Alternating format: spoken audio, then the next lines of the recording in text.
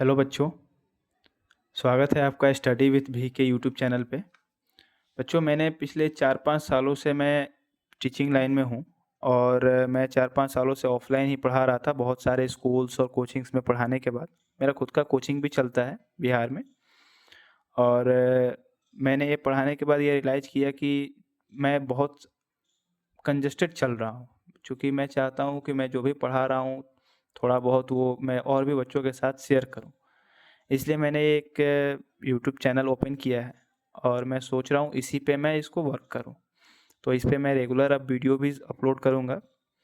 I hope आप लोग को अच्छा लगेगा, आप लोग मुझे सपोर्ट भी करोगे। तो शुरुआत करने के लिए मैं सोचा सबसे अच्छा टॉपिक है अभी कि बोर्ड्स की एग्ज़ाम आ रही हैं। बिहार बोर्ड में अभी इंटरमीडिएट का एग्ज़ाम शुरू है आज से और बिहार बोर्ड का 10th का एग्ज़ाम भी होने वाला है 17th ऑफ फेब से। और सीबीएसई का भी होगा, आईसीएसई का भी होगा सबका, लेकिन स्टार्टिंग में शुरू होगा बिहार बोर्ड का। तो जिन्होंने पूरे साल तैयारी की अच्छे से, सभी टॉपिक्स को पढ़े अच्छे से, उनका तो ठीक है। बट कोई कोई बच्चे होते हैं कि कोई कारण से वो पढ़ाई रेगुलर नहीं कर पाते हैं। तो उनके लिए मैं सोच रहा हूँ अभी चूँकि 14-15 दिन है तो कुछ इम्पोर्टेंट टॉपिक्स बता दूँ ताकि उनको एग्ज़ाम में हेल्प हो।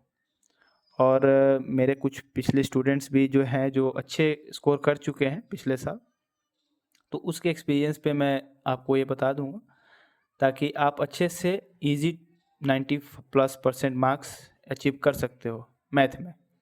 और भी कुछ ऐसे वीडियोस मैं डालते चलूँगा अभी एग्ज़ाम तक, ठीक है? उसके बाद हम लोग फॉरवर्ड करेंगे आगे। तो क्या ये अचीव कर पाना आसान है 90% प्लस 13 दिन में? तो हाँ, ये आसान है। थोड़ा सा आप चूँकि अब एग्ज़ाम का टाइम है तो ऑब्वियसली आप थोड़ा सा टाइमिंग बढ़ाओगे ही एग्ज़ाम का पढ़ने का।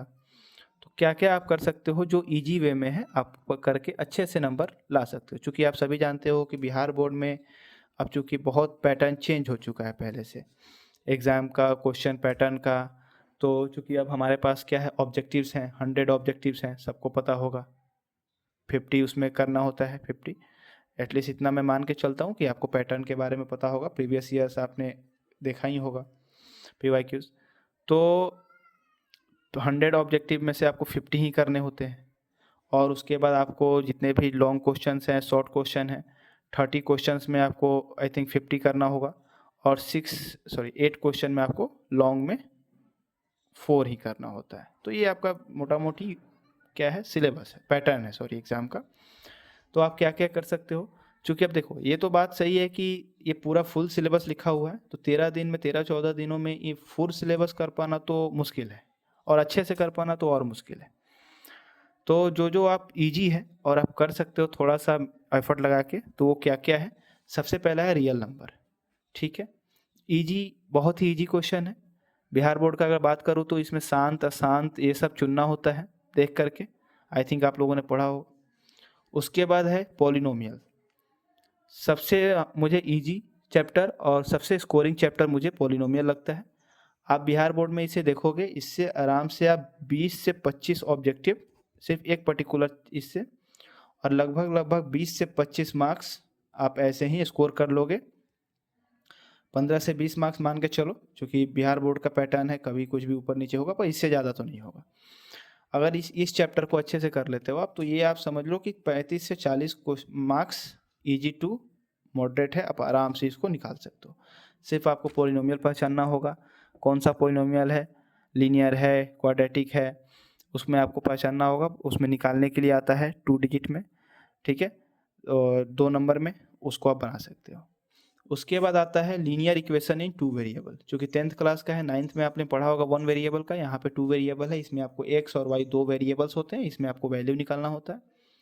यहाँ से भी आपको लगभग से लगभग 10 से 15 क्वेश्चन ऑब्जेक्टिव में और लगभग 10 से 15 मार्क्स, 16 मार्क्स के आसपास ये क्वेश्चन शॉर्ट नोट्स यानी 2 मार्क्स में देखने को मिलते हैं।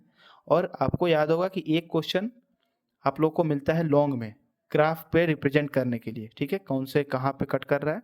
तो उसमें एक्स और वाई की वैल्यू पूरे हम लोग निकाल करके, विलोपन विधि जिसको आप लोग पढ़ते हो हिंदी में, सब्स्टिट्यूट मेथड, वो भी आता है, उससे हम लोग करके निकालते हैं और फिर ग्राफ पे उसको रिप्रेजेंट करते हैं। ये 5 मार्क्स का आता है, तो ये भी इसी चैप्टर से रिलेट करता है।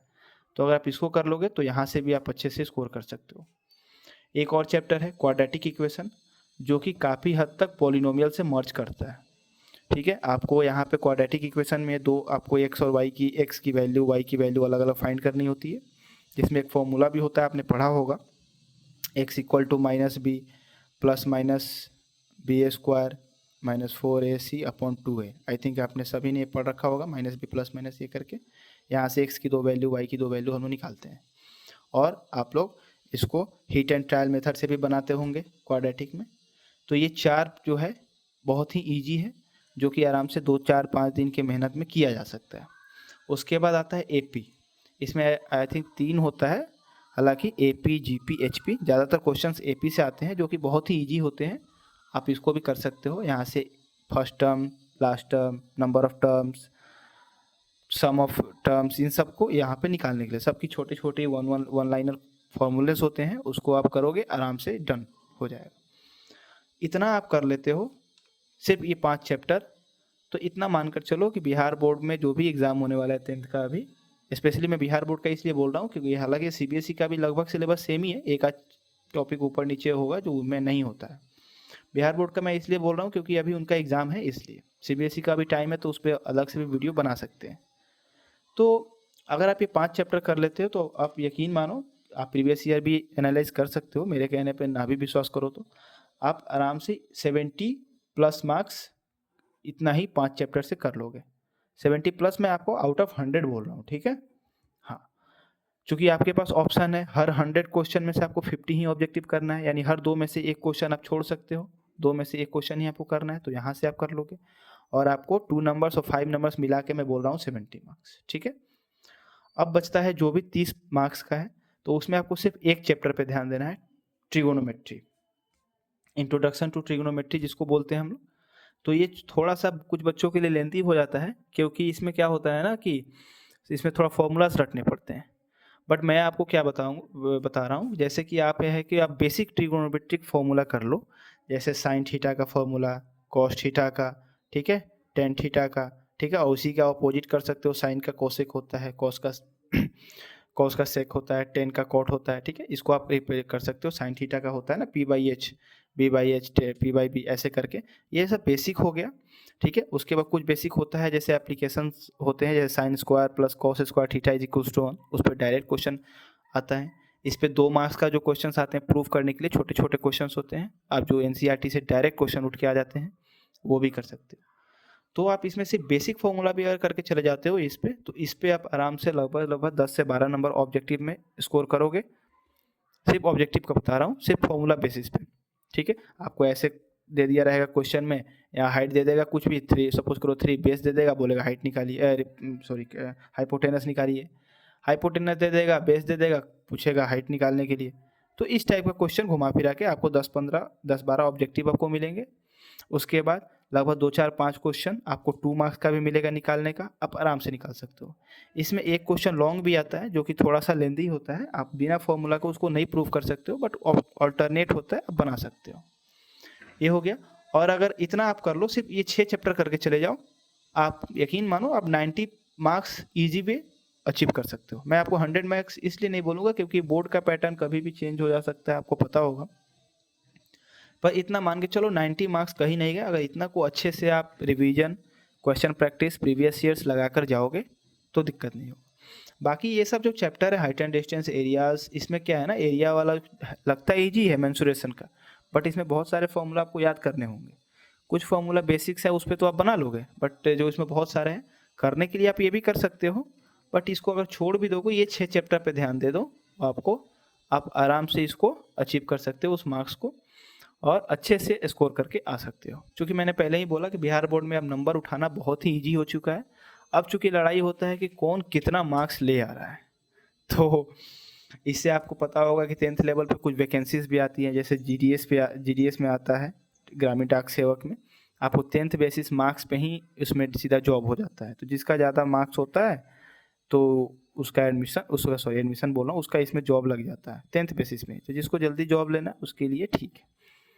तो यहाँ पे बस यही बताना था, आप ये 5-6 चैप्टर कर लो, आप आराम से वो स्कोर कर सकते हो। बाकी अगर आपको कोई भी दिक्कत होगी तो आप मुझसे कमेंट्स में पूछ सकते हो, मैं आपको पूरी कोशिश करूँगा कि आपको उसका रिप्लाई दूँ, ठीक है।